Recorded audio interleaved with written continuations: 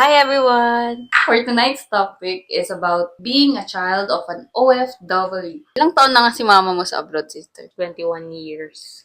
Ganon din ako, guys. 25 years. Ano yung pros and cons ng pagiging malayo sa magulang? Unahin natin yung pros. Yung pros niya, lahat ng mga kailangan mo sa school, personal man yan, sa bahay, kaya nilang i-provide. Yung cons nun, iba yung pagkakakilala niya sa'yo nung iniwan ka niya para mag-work abroad.